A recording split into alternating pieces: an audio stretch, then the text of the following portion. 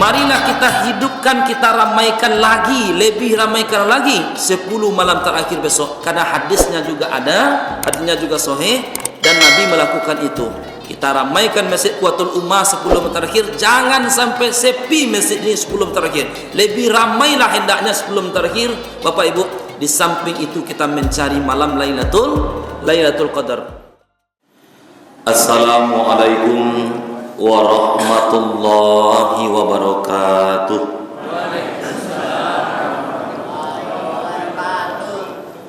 Bismillah walhamdulillah, la haula wa la quwwata illa billah. Subhanaka la ilma lana illa ma 'allamtana, innaka antal alimul hakim. Ashhadu an la ilaha illallah wahdahu la syarikalah, wa ashhadu anna Muhammadan abduhu wa rasuluh sallallahu alaihi wasallam, la nabiyya ba'da, amma ba'du. Kembali kita bersyukur kepada Allah Subhanahu wa taala. Di pagi yang penuh barokah ini Allah izinkan kita bertemu di tempat yang paling baik di bumi adalah masjid. Ini lebih baik daripada hotel bintang 5, fasilitas mewah. Masjid musola adalah tempat yang paling baik. Bahwa tidak semua orang bisa hadir di masjid ini walaupun badannya sehat dan kuat. Cek, hilang ngoknya Pak. Cek. Bahwa tidak semua orang bisa hadir ke masjid walaupun badannya sehat dan kuat. Hanya imanlah yang bisa mengantarkan orang datang ke masjid. Alhamdulillah. Oleh karena itulah marilah kita perbaiki niat kita untuk datang ke masjid. Juga anak-anak kami, bahwa kita datang ke sini bukan hanya karena nilai, tapi karena Allah Ta'ala. Salawat berekaikan salam tidak bosan-bosannya senantiasa selalu kita hadiahkan untuk junjungan kita, yakni Nabi besar Muhammad sallallahu alaihi wasallam. Innallaha wa malaikatahu yusalluna 'alan nabi. Sesungguhnya Allah dan para malaikat berselawat kepada Nabi. Ya ayyuhallazina amanu, hai orang-orang beriman, berselawatlah kamu kepada Nabi. Sallu alaihi wasallimu taslim. Berselawat kita bersama-sama ya Pak ya Bu. Sallallahu ala Muhammad, sallallahu alaihi wasallam, sallallahu ala Muhammad, sallallahu alaihi wasallam. Ya Nabi salam alaika, ya Rasul salam alaika, ya Habib salam alaika, salawatullah alaika. Rancak suara ambo dak Bu? Ambo juara 1 lomba dulu tingkat keluarga, pesertanya mau serang. Pengurus masjid yang sama-sama kita hormati, nampaknya dari Pemko dari Pak ya, Pak Lurah Pak, dari Pemko lah begitu, utusan Pemko. Apa-apa nantuo dan dituokan dan didahulukan selangkah, ditinggikan selantiang. Angku-angku niniak mama alim ulama cadiak pandai suluh bendang dalam nagari, kok pai tampe batanyo, kok pulang tampe babarito. Ibarat kayu gadang di tengah padang, pucuknya semana bulik, batangnya tampe basanda, ureknya tampe baselo, daunnya tampe balinduang. Ibu-ibu bundo kanduang limpapeh rumah nan gadang, umbun puro pegangan kunci, kaum duang-duang ke Madinah, ke payung panji ke surga, iduik tampe baniat, mati tampe banaso. Para pemuda dan para pemudi, remaja dan remaji, rami tapian dek namudo-mudo, rami galanggang dengan banyak, capek kaki ringan tangan, kok pai indak disuruh. Jadi kadang-kadang pepatah Minang ko bakal lebih namek lah Pak. Iya Pak, bentuknya kalau lebih namek Pak. Capek kaki ringan tangan, alun dipai, alun disuruhnya lapain. Kanya kerajaan nubuknya lapain kan? Iya Pak. Tapi maksudnya capek kaki ringan dengan tangan. Baik Bu, yang jakwal subuh ko adalah jakwal Ustaz Abadi MA, nan jakwal lambo subuh ko di Masjid Ustaz Abadi tu. Mus itu ceramah di masjidnya, Samaratul Ikhwan namanya. Tapi karena di situ pembukaan pesantren, inyo ketua pesantren untuknya pengurus masjid, maka tidak bisa hadir beliau. Jakwal beliau siko menggantikan, jakwal lambonya menggantikan karena pembukaan di masjid beliau. Itu sekilas info ya. Ngaji kita oleh Pak. Pagi kau ngaji kan tak lama-lama kau Pak, paling-paling 20 minit, malam minit Pak, boleh ke pembukaan pesantren Pak. Baik Bapak Ibu. Kaji kita subuh kini ko judulnya adalah cetek. Judulnya adalah menghidupkan malam-malam Ramadan. Bako sampai dulu judulnya Ustaz. Banyak orang ada hidup malam Ramadan Pak. Nan ulia mudi saya di luar tu banyak tu Pak. Dak nyiduan malam Ramadan. Cuma koknya kita buka kaji itu. Ada perintah dari Nabi menghidupkan Ramadan. Tu ada dalilnya. Sebab memanjik bersinggari mencancang berlandasan kaji berliah kata pemisah. Tu kita pakai ada landasannya Pak. Bapak Ibu yang dimuliakan, lah baca judul apa judulnya cakap menghidupkan malam-malam Ramadan. Lah Bapak Ibu, qala Rasulullah sallallahu alaihi wasallam, Rasulullah sallallahu alaihi wasallam bersabda, ini hadis dari Abu Hurairah, an Abi Hurairah radhiyallahu an. Abu Hurairah ini adalah orang yang selalu mengikuti Nabi kemana saja Nabi pergi, ya Pak. Kemana Nabi pergi beliau selalu mengikuti Nabi, sehingga banyak dia meriwayatkan hadis Nabi ko Pak. Banyak dulunya kemana Nabi pergi kan. Jadi banyak dapat informasi dari Nabi nya, makanya banyak meriwayatkan hadis Nabi sekian ribu banyaknya. Hadisnya, man qoma ramadana imanan wa ihtisaban ghufira lahu ma taqaddama min zambik. Nana cok Pak danga man soma, nana cok ibu danga man soma. Nya hadisnya kambang Pak. Man soma tu untuk siang, man qoma tu untuk malam. Ujungnya sama. Ya Bu. Kalau siang, man qoma Ramadan, siana berpuasa siang hari dengan penuh keimanan, dengan penuh perhitungan, betul-betul ikhlas karena Allah Taala. Allah ampuni dosa-dosa yang telah berlalu. Siang tu Pak. Malam, man qoma Ramadana imanan wa ihtisaban ghufira lahu ma taqaddama min zambik. Sianan mendirikan malam-malam Ramadan dengan penuh keimanan, dengan penuh keyakinan, dengan penuh perhitungan, ikhlas karena Allah, Allah akan ampuni dosa-dosa yang telah berlalu. Hadis sekolah uji labor ke Pak. Hadis sekolah lulus sensor melalui penelitian hadis sekolah dalam ilmu hadis disebut dengan takhrij hadis. Bapak Ibu, man qoma mendirikan malam Ramadan. Profesor Dr. Ali Mustafa Yaqub pakar hadis, beliau adalah murid daripada Profesor Dr. Muhammad Mustafa Al-Azami, guru besar ilmu hadis di Riyadh Arab Saudi. Imam Ali Mustafa Yaqub mengatakan yang dimaksud dengan man qoma itu adalah mendirikan malam Ramadan, menghidupkan malam Ramadan dengan memperbanyak solat malam, dengan memperbanyak amalan-amalan lainnya. Solat malam yang mako itu lihat Pak. Solat malam yang beliau mengatakan ini solat tarawih ini Pak, ini bisa diperbanyak. Nan tarawih kau sendirilah dulu Pak. Di zaman Nabi orang alun mengenal nama-nama tarawih itu loh. Tidak tahu orang, alun kenal orang istilah tarawih itu loh. Zaman Nabi, zaman sahabat kenal kabarnya, alun kenal orang nama tarawih itu loh Pak. Ya Bu, alun kenal nama itu deh. Jadi anak mau Ustaz qiyamul lail, salat malam, ya Pak, mendirikan salat malam. Konon kabarnya nama tarawih kau baru dikenal di zaman at-tabi'in. Zaman Rasulullah, zaman sahabat alun, zaman tabi'in alun, zaman at-tabi'in, generasi setelah tabi'in. Ya, apa Ibu? Salat malam ini bisa ditambah. Sehingga dalam buku yang dikarang oleh pakar tafsir Profesor Dr. Hamka, judul buku itu Pak, Ramadan dan Idul Fitri, itu judul bukunya Bu. Beliau berpendapat bahwa jumlah salat tarawih itu bervariasi. Ada salat tarawih itu nasabaleh, atau Nabi melakukan tu Pak, panjang baca Nabi, lama Bu. Cuman tu tidak bisa lo sesuai dengan keadaannya doh. Ketika itu Nabi mengerjakan seorang-seorang lama, ya Pak ya. Kalau dibaca lo sepanjang-panjang mana itu Ali Imran Al-Baqarah, ibu-ibu kau yang cek-cek sana Pak, mundur saya ke belakang cek-cek itu, ya Bu. Karena aturan berimam-imam tu kan hado Pak. Celik makmum belakang. Banyak nan tua-tua apa nak. Banyak nan sakit pinggang, sakit lutut tu tak bisa panjang-panjang bacaan tu. Celik barang di belakang dia imam. Tu. Bapak Ibu, ada nan 23 salat tarawih ko Pak. Zaman siapa tu? Umar bin Khattab. Bin Khattab Pak.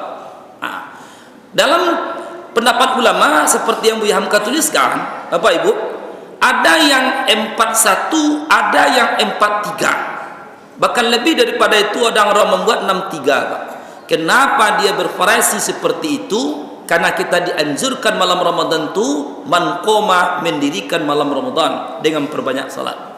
Atau mengikutnya bervariasinya tuh Pak. Kadang tempat lain 23 begitu. Ternyata pendapat Buya Hamka pakar tafsir ini juga hampir sama dengan pendapat Profesor Ali Musma Yaakob tadi, bahwa jumlah rakaatnya itu berbeda-beda.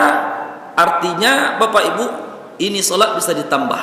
Pertanyaan, Ustaz, kok ditambah ada solat malam kokoh dan dipimpin di imam tu kan 8 ditambah 3 sabalik, atau beko ditambah ada Ustaz bayar di masjid ataupun di rumah? Karena nak salapan kalau di kerajaan awak masjid sesuai dengan Nabi yang lakukan. Nabi melakukan salatnya di masjid Pak.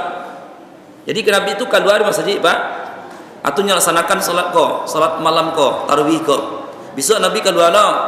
Nah, malam ketiga Nabi keluar lah. Malam selanjutnya Nabi dah keluar lah Pak. Ditunggu-tunggu dia sahabat. Besok hari Nabi muncul di masjid. Dia tanya dia sahabat, "Ba kau dak keluar engkau petang Nabi?" Salat seperti biasa. Aja Nabi Bu, ambo khawatir jangan-jangan salat ini itu maksudnya tarawih ko dianggap wajib oleh umatku. Itu kekhawatiran Nabi Pak. Ya Bu ya. Aja meko kita bapak cik lu di sana baru datang ke masjid apa salat tarawih. Oh Nabi malam kesekian kan dah tiba dah. Ada itu. Nabi khawatir karena dianggap wajib oleh orang. Kenyataannya khawatir Nabi itu terjadi Pak. Orang banyak salat tarawih subuh dan nampaknya dah. Padahal tarawih itu sunat dan subuh wajib. Kekhawatiran Nabi itu Pak. Bapak Ibu, jadi ini bisa ditambah. Di zaman Nabi salat tarawih ini belum ada berjemaah, sendiri-sendiri Pak. Ibu, jadi Pak Ibu kalau ingin menambahnya tak pakai imam, tidak ada masalah dah. Kalau ingin menambahnya, karena zaman Nabi belum ada pakai imam. Di zaman Khalifah Abu Bakar As-Siddiq Pak, belum juga pakai imam. Ya Pak. Pertanyaannya, di zaman siapa salat tarawih ini pakai imam? Menurut riwayat, ini salat tarawih ini pakai imam di zaman pemerintahan Umar bin Khattab. Karena beliau melihat orang salat tarawih ini sendiri-sendiri, kau tagak, kau rukuk, kau sujud, kau i'tidal, kau sembahyang, kau baca Quran, kau berzikir, nak solat. Hanya satuan di Umar bin Khattab, buat barisan, ya. Ada orang namanya Ubay bin Ka'ab namanya. Diangkatlah Ubay bin Ka'ab tu menjadi imam. Sampai kini solat tarawih ko berjemaah. Jadi yang kita lakukan kini ko Pak, qauli sahabi, ikut pendapat sahabat Nabi Umar bin Khattab. Timbul pertanyaan, laisah ka Ustaz? Tidak Pak. Karena Nabi tidak ada melakukan doh. Lah ada ACC dari Nabi Pak. Kata Nabi, ittabi'uni wa ashabi. Ikuti ambo cakap Nabi, ikuti sahabat Nabi. Umar bin Khattab tu sahabat Nabi. Tagak duduk je Nabi, berjuang je Nabi. Ya Pak ya. Memperjuangkan Islam bersama Nabi, menyaksikan wahyu turun. Jadilah ada stempel dari Nabi. Ikuti ambo, ikuti sahabat Nabi. Nah, Bapak Ibu yang dimuliakan Allah, ada kelompok-kelompok di Padang kok Pak. Mungkin ada sebut ya Pak Bu ya. Kelompok yang suka membidiah-bidiahkan orang. Seketek bidiah, seketek bidiah. Tahu? Contoh, orang madon tabligh akbar di masjid, peringatan Isra Mi'raj, Maulid Nabi, tahun baru Islam, khatam Quran, itu tuduh bidiah ke Pak. Bidiah. Jadi buat tanya kayaknya, Pak, bidiah aku Pak. Jawabnya, bidiah tu sesuatu yang tidak ada perbuat di Nabi. Tak ada Nabi menyuruh tu bid'ah tu. Setiap Nabi bid'ah tu sesek. Setiap dan sesek tu masuk neraka tu. Nah, kini salat tarawih berjamaah ko tak ada dibuat di Nabi dan berjamaah tu Pak. Tentu bid'ah lah ko apa ke masuk neraka orang kena salat tarawih itu. Ambo tak telok mengecen tu dah Pak. Ya Pak, ikolah hado ACC dari Nabi. Jadi Bapak Ibu, kelompok yang ngotot mengecen segala sesuatu itu bid'ah, jadi ikut solat tarawih berjamaah ke waktu bid'ah kan? Ya Pak, Umar bin Khattab lah ngecen, iko memang dak ada dilakukan dek Nabi, yo bid'ah ko, tapi ko yang hasanah, bid'ah yang baiknya. Termasuk iko Pak. Bu, oh Pak, iko ndak ada Nabi menyuruh buat menekor Pak. Ndak ada Nabi menyuruh buat menekor. Zaman Nabi kalau dole kodo, ndak ada dong. Jadi zaman Nabi bahasa Al-Quran ko di tulang-tulang onta, di pelepah-pelepah kurma, di batu-batuan. Di situ Al-Quran tu Pak. Di kulit-kulit binatang, di situ Qurannya. Dodo dibuat menekor lain. Umar bin Khattab mengusulkan kepada Abu Bakar As-Siddiq khalifah ketika itu, kumpuanlah Al-Quran di pelepah kurma, tulang unta, di kulit-kulit binatang tu. Lalu carilah perkamen semacam karate itu, jilidlah, kodifikasi, bukukan macam ikon. Jawab Abu Bakar Pak, tak ada Nabi menyuruh buat koron, dan Nabi tak ada melakukan model tu don. Kok disuruh mau memindahkan Bukit Uhud tu, mau pindahan mah kok gak serobak sekali sekeranjang sekali je. Karena iko barek daripada mindan gunung tu. Tapi karena lai pandainya Umar bin Khattab tu meyakinkan Abu Bakar Pak, kalau nak dibuat macam ko, nak dibaca umat Islam sekian ribu tahun ke depan lain. Dek lainnya lobby je tadi, sampai dibukukan, dibuat panitianya Bu. Panitia pengumpulan Al-Quran ko. Kalau kini namanya Lajnah Pentashih Al-Quran. Lama Pak, bertahun-tahun. Sampai terbuat, dipercetak, diperbanyak Bapak Ibu zaman Utsman bin Affan, sampai kita bersobok jeko. Di kelompok-kelompok yang ngotot mengecen bid'ah tu aja macam iko. Itu Pak, aku bid'ah lah ke? Dan ada Nabi menyuruh buat macam ko Pak, dan dibukukan kodifikasi ke. Jadi memang agama ko tak bisa dipahami tekstual. Jadi solat malam walaupun itu Bapak Ibu bisa ditambah, kita tak pakai imam karena pernah dilakukan oleh sahabat Nabi. Nabi juga tidak pakai imam. Tapi nan ba imam ku kan lah salapan ko sabalik. Sidang jemaah yang dimuliakan Allah. Hadis pertama. Hadis yang kedua, karena Rasulullah sallallahu alaihi wasallam adalah Rasulullah sallallahu alaihi wasallam Bapak Ibu, pada 10 malam terakhir Nabi itu kencangkan ikat pinggangnya. Nabi minta izin kepada para istrinya. Nabi tidak lagi tidur di rumah. Itu 10 malam terakhir itu Pak. Nabi dak ado lalu di rumah ada 10 malam terakhir. Itu hadisnya sahih Pak. Hadisnya lulus sensor, sudah melalui penelitian. Baik itu penelitian sanadnya, matan, sanad dan matan, nukot al sanad, nukot al matan, kritik sanad, kritik matan. Jadi 10 malam terakhir Nabi kencangkan ikat pinggangnya. Itu bukan berarti apa-apa besok pakai ikat pinggang 10 malam terakhir bisa enggak. Artinya 10 malam terakhir itu basi kameh le. Bakameh kameh le Pak. Bersiap-siap ke masjid lain. Bawa segala yang dibutuhkan masjid, ku air, buat tabung airnya, botol airnya, kuku yang diperlukan siap-siapkan, ku alih laluknya siap-siapkan, ku Al-Qurannya, tasbihnya, sajadahnya siapkan, ku selimutnya bagai. Ya. 10 malam terakhir Nabi tidak ada lagi tidur di rumah Pak. Melihat Nabi seperti itu 10 malam terakhir, Nabi sudah konsentrasi lagi di masjid, maka sahabat-sahabat Nabi yang lain, Umar bin Khattab, Utsman bin Affan, Ali bin Abi Thalib, Abu Bakar As-Siddiq, Zaid bin Sabit, Zaid bin Haris, Muawiyah bin Abi Sufyan, dan sahabat-sahabat yang lainnya itu mencontoh Nabi. Mencari Nabi ke masjid Pak, itikaf, mereka beramai-ramai lokong masjid sehingga penuhlah masjid Madinah tu 10 malam terakhir, bentuk pasar, bentuk balai.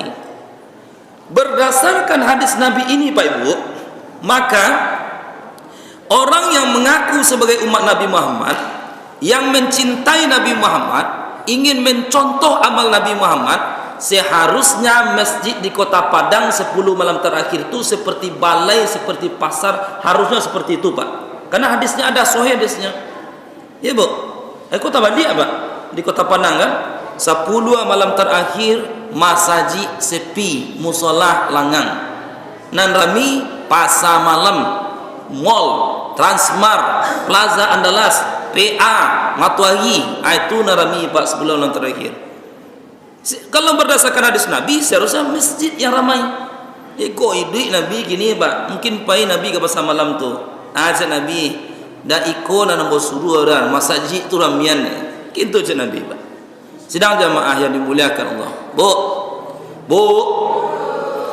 jadi 10 malam terakhir besok bako ibu dimbau ya pak, karena nyoko ke ibu ke pak, kok ada apa minta izin ke ibu 10 malam terakhir besok dia udah nak lalu di rumah ledo ya padian salah pak tu bu, berarti pak pai itikaf tu jangan ibu larang-larang pak, padian salah pak tu berarti pak mencontoh Nabi tu mah apa pai itikaf tu mah. Tapi para lu ibu tanya bana ka pak jale-jale udah itikaf masjid apa nama masjidnya di kelurahan ma, tanya jale ke pak bu di ma kecamatannya ibu ya beko pak salah itikaf beko tapi pak model siko di kuatul rumah aku nak dono model tu aku tempat lain situ aku pak. Apa ibu yang dimuliakan Allah, Ustaz bertanya cik ya pak, ada ndak induk kaum perempuan iktikaf di zaman Nabi? Ada dalam riwayat pak, Nabi melihat ada beberapa buah tenda di sof perempuan itu, kemah bako ada kemah tenda tu pak. Menurut pendapat analisa para ahli hadis berkemungkinan itu tidak ada pak, itu kain pembatas laki-laki dan perempuan.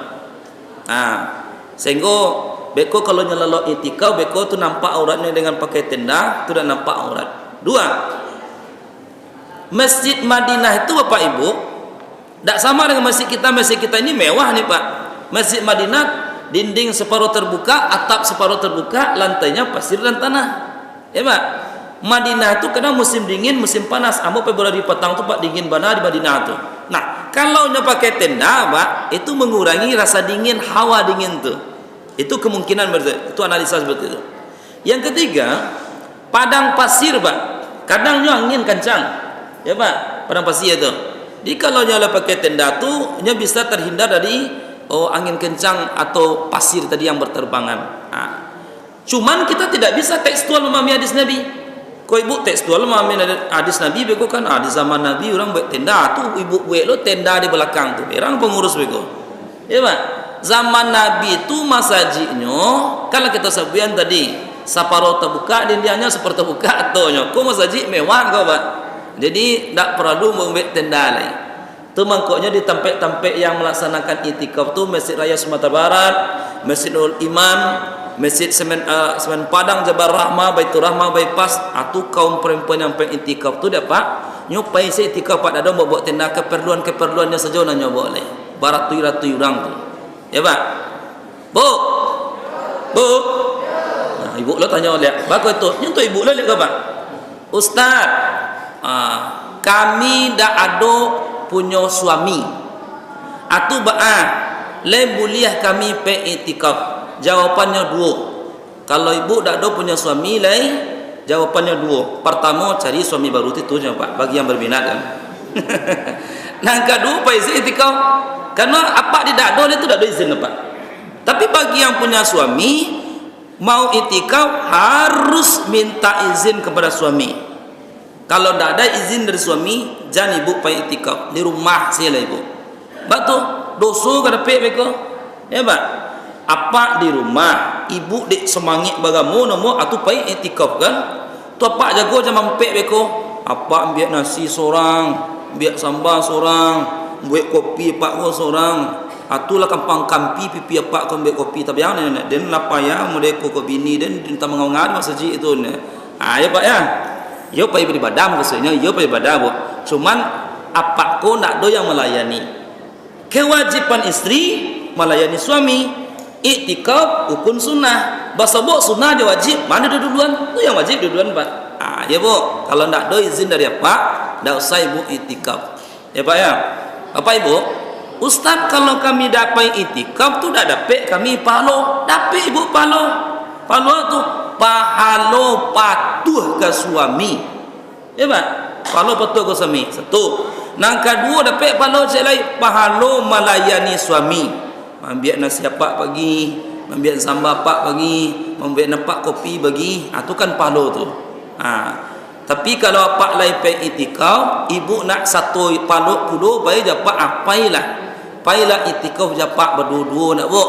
Cuba ibu pai sekali japak pai itikaf rasa pengantin baru ibu rasanya.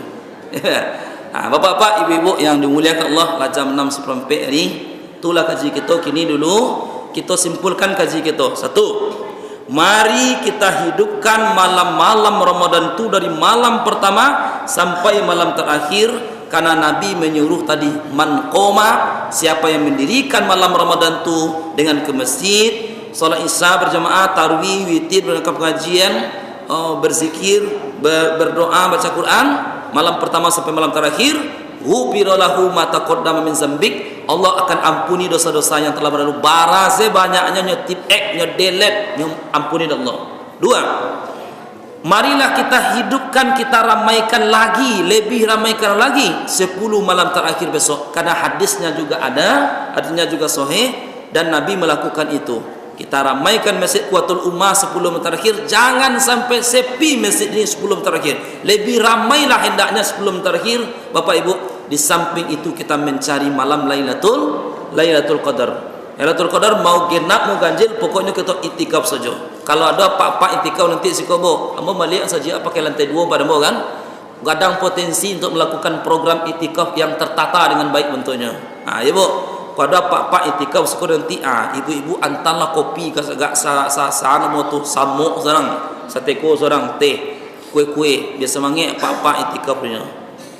Demikian, semoga apa yang kita sampaikan berfaedah hendaknya, bermanfaat hendaknya, terutama sekali bagi kami menyampaikan. Assalamualaikum warahmatullahi wabarakatuh.